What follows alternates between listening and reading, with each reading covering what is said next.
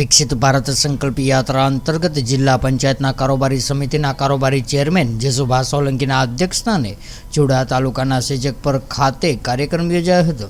ચુડા તાલુકામાં વિકસિત ભારત સંકલ્પ યાત્રા અંતર્ગત સેજકપુર સહિતના ગામો કાર્યક્રમમાં જોડાયા હતા।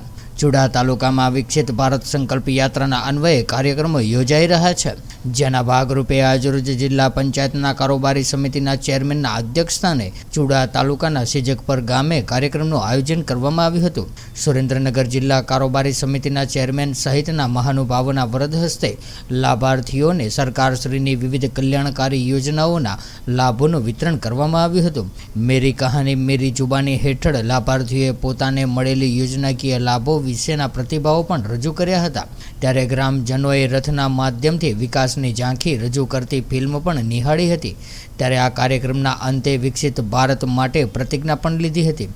આરોગ્ય વિભાગ દ્વારા આયોજિત વિનામૂલ્યે આરોગ્ય કેમ્પનો ગ્રામજનોએ લાભ લીધો હતો। આ પ્રસંગે વિકસિત ભારત સંકલ્પ યાત્રા રથ અને આગેવાનોનું બાળાઓ દ્વારા કુમકુમના તિલક સાથે સ્વાગત ગીત રજૂ કરીને ઉમળકાભેર સ્વાગત કરવામાં આવ્યું હતું। આ કાર્યક્રમમાં સુરેન્દ્રનગર જિલ્લા કારોબારી સમિતિના ચેરમેન જેસુભા સોલંકી, ચુડા તાલુકા પ્રમુખ ઈશ્વરભાઈ માદર, વિનોદભાઈ વાઘેલા, જયદીપસિંહ ઝાલા, જગદીશભાઈ, શિવુભા રાણા, અગ્રણી શ્રીઓ સહિતના ગ્રામજનો, લાભાર્થીઓ અને મોટી સંખ્યામાં વિદ્યાર્થીઓ પણ ઉપસ્થિત રહ્યા હતા। પ્રભુભાઈ પોપટભાઈ છે। મારે પહેલાં કાચું મકાન હતું, એ સરપંચ સાહેબ અને આવાસ યોજનામાં મારું મકાન બનાવી આપેલ છે। મને 1,20,000ની સહાય મળી છે। ખૂબ ખૂબ આભાર। ખેતીવાડી ખાતાની અંદર ઘણી બધી યોજનાઓ છે। તેની અંદર આપણે સૌપ્રથમ ખેડૂત અકસ્માત વીમા યોજનાની વાત કરીએ તો ઘણા બધા ખેડૂત મિત્રોને આની વિશે માહિતગાર હશે। અમુક ખેડૂત મિત્રોને આની જાણકારી પણ નહીં હશે। અમુક ખેડૂત મિત્રોને કે આ કોને લાભ મળવા પાત્ર છે, શું શું ડોક્યુમેન્ટ જરૂરી છે, કે આની અંદર સરકારશ્રી દ્વારા કેટલી સહાય આપવામાં આવે છે। સૌપ્રથમ વાત કરીએ કે જે ખેડૂત ખાતેદાર છે અથવા તો સંયુક્ત ખેડૂત ખાતેદાર છે અને જે ખેડૂત ખાતેદાર છે એના પુત્ર અથવા તો પુત્રીને આ ખેડૂત અકસ્માત વીમા 2014માં મોદી સાહેબે વડાપ્રધાન તરીકે શપથ લીધા બાદ એક પછી એક યોજનાઓ છેવાડાના માનવી સુધીની યોજનાઓ એ લાવ્યા અને મોસાળે માં પીરસનાર હોય પછી કંઈ ખામી ન રહે।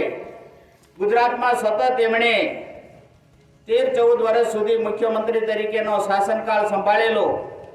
એટલે મુખ્યમંત્રીના શાસનકાળમાંથી અને સંઘમાંથી RSSમાંથી ઘણું શીખીને જ્યારે છેલ્લા 9.5 વર્ષથી ભારત દેશના યશસ્વી વડાપ્રધાન તરીકે બિરાજમાન છે, ત્યારે ગુજરાતને વધારેમાં વધારે કેન્દ્રની યોજનાઓનો લાભ મળે એ લાભ એમને અપાવવાનો પ્રયત્ન કર્યો અને એના ભાગરૂપે છેલ્લા 2 મહિનાથી ભારત દેશમાં ગામડે ગામડે આપણું ભારત વિકસિત ભારતની સંકલ્પ યાત્રા એ ગામે ગામે જાય છે। એના ભાગરૂપે આજે આપણા સેજકપર ગામમાં યાત્રા આવી છે। આપણે સૌ જાણીએ છીએ કે આપણને જે અત્યારે નર્મદાનું પીવાનું અને સિંચાઈનું પાણી મળે છે, આપણે એ દિવસો આપણે બધાએ જોયેલા છે। મેં અને તમે બધાએ એક ડોલ પાણી હાટું, એક બેડા પાણી હાટું થઈને આપણે કેટલી વાડીઓએ રખડતા હતા, ત્યારે આપણને પીવાનું મીઠું પાણી મળતું હતું। પીવાના પાણીની એટલી મુશ્કેલી હતી। આપણા વિસ્તારનું પ્રતિનિધિત્વ રાજ્ય સરકારમાં કિરીટસિંહ રાણા સાહેબ કરતા હતા। રાજ્ય સરકારમાં મોદી સાહેબ મુખ્યમંત્રી તરીકે હતા। 2002 થી 2007 સુધી આપણા વિસ્તારનું પ્રતિનિધિત્વ રાણા સાહેબ સરકારમાં ન હોવા છતાં પણ 105 કરોડની યોજના પીવાના પાણીની લીંબડી અને ચૂડા માટે લાવ્યા। લીંબડીમાં લક્ષ્મીસર મુકામે સંપ બનાવ્યો અને ચૂડામાં દરોજ મુકામે સંપ બનાવી અને ચૂડા તાલુકાના લીંબડી તાલુકાને પીવાનું મીઠું પાણી 2007માં માન્ય કિરીટસિંહ રાણા સાહેબના પ્રયત્નોથી આપણને મળ્યું।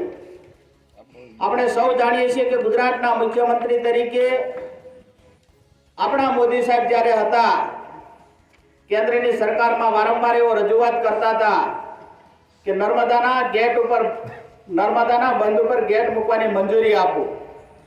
કેન્દ્રની એ કોંગ્રેસ સરકાર, બેરી મૂંગી સરકાર, મનમોહનસિંહની સરકાર, સોનિયા ગાંધીની સરકાર ગુજરાત સાથે ઓરમાયું વર્તન કરતી હતી અને ગુજરાતને નર્મદાના બંધ ઉપર ગેટ મૂકવાની મંજૂરી નહોતી આપતી.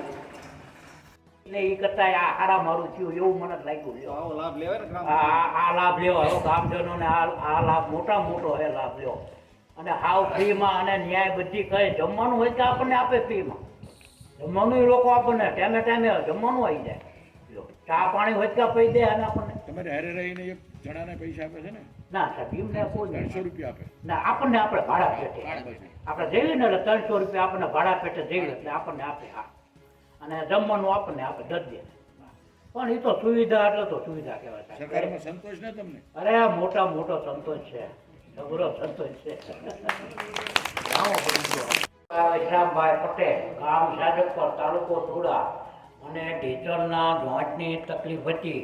નિદાન કરાવતા મેં 2,70,000 રૂપિયા સારવારના કહેલા હતા, પરંતુ અમોએ સરકારશ્રી દ્વારા ચાલતા કાર્યક્રમમાં PM જય કાર્ડ, આયુષ્યમાન કાર્ડ હોવાથી અમદાવાદ હાર્મોનિયા પ્રાઇવેટ દવાખાનામાં ઓપરેશન કરાવેલ અને મારે આ સારવાર બિલકુલ ફ્રીમાં થયેલ અને મને 300 રૂપિયા ભાડા પેટે આપેલા છે. જો કોઈને આયુષ્યમાન કાર્ડ બાકી હોય તો અત્યારે આ કાર્ડમાં કઢાવી લેશો, આ કાર્યક્રમમાં કઢાવી લેશો, ભવિષ્યમાં ઉપયોગી છે. જય ભારત, જય હિન્દ. તો ભાજપ સરકાર તરફથી ઘણી બધી યોજના એવી છે ને કે સામાન્ય માણસથી લઈને ઘણા બધાનો લાભ પ્રાપ્ત થતો હોય છે. જ્યાં PM જે કાર્ડની વાત કરી એની અંદર મોટા રોગ હોય, દાખલા તરીકે ઢીંચણનો ઘસારો છે, કેન્સર છે, હૃદયની તકલીફ છે, પથરીની તકલીફ છે, મોતિયાની તકલીફ છે, આ બધાની અંદર PM જે કાર્ડની અંદર આપણને સુવિધા પ્રાપ્ત થતી હોય છે. મારે બંને ઢીંચણની તકલીફ છે, એની અંદર જમણા પગની અંદર રિપ્લેસમેન્ટ કરાવ્યું છે, જેની અંદર સરકાર તરફથી 93,400 રૂપિયા એક ઓપરેશનના થાય છે. આવા તો દરરોજના કેટલા ઓપરેશન થાય છે, તો સરકાર તરફથી આ યોજના છે. કેન્સર થયું હોય એની અંદર પણ સરકાર તરફથી આ લાભ પ્રાપ્ત થતો હોય છે. આ એક યોજના સરકારની ખૂબ જબરજસ્ત યોજના છે. એની અંદર મેં રિપ્લેસમેન્ટ કરાવ્યું છે, પથરીનું ઓપરેશન કરાવ્યું છે અને બીજા પગનું પણ 4 મહિના પછી વાત કરીએ 4 મહિના પછી બીજા પગનો લાભ મળશે. તો અત્યારે માણસોને 2 થી 2.5 લાખ રૂપિયા જો સારી રીતે ઓપરેશન કરાવીએ તો 1.5 લાખથી 2.5 લાખ રૂપિયા એક ઢીંચણના થતા હોય છે. આવી સરકારી યોજના છે. આ સિવાય સરકાર તરફથી ગેસના બાટલા પણ મફત છે. ત્યાર પછી પાક ધિરાણની અંદર આપણું વ્યાજ પણ સરકાર તરફથી માફ છે. ખેડૂત વીમો છે, જેની અંદર નરસિંહભાઈને પોતે પડી ગયા હતા તો કેટલા રૂપિયા મળ્યા તમને? 94,000 રૂપિયાને પ્રાપ્ત થયેલા છે.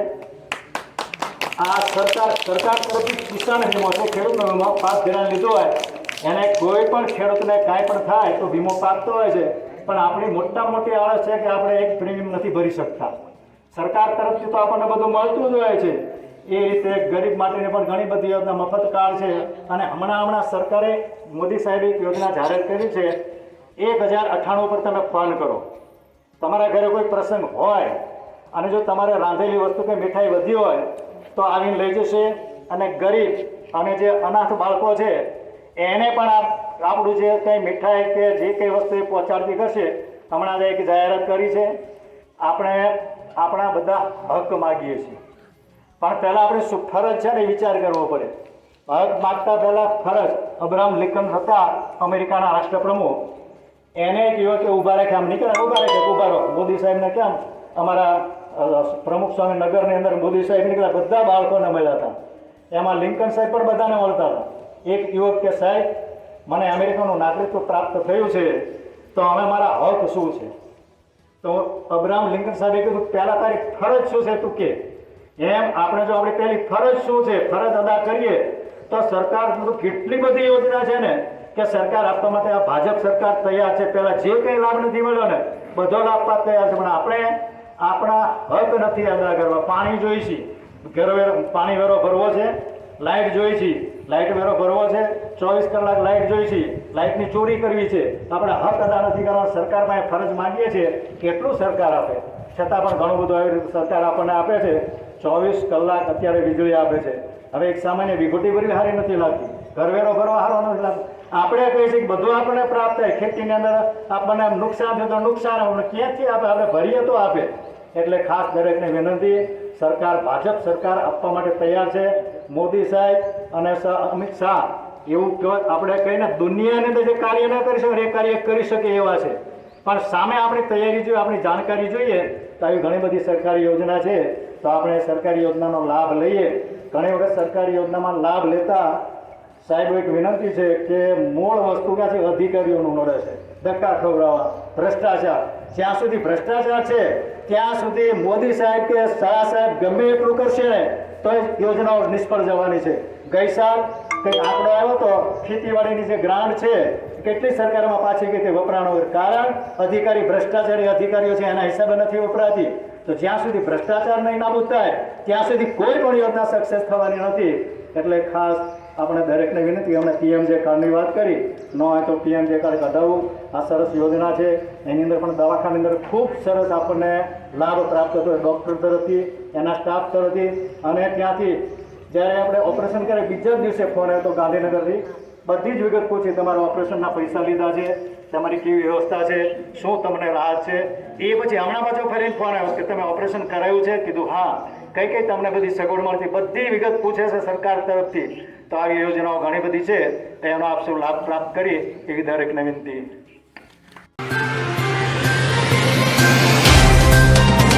तो व्हाट्सएप, ट्विटर, फेसबुक, इंस्टा जहाँ भी आपका अकाउंट है, इसे शेयर बटन के द्वारा वहाँ पर शेयर करें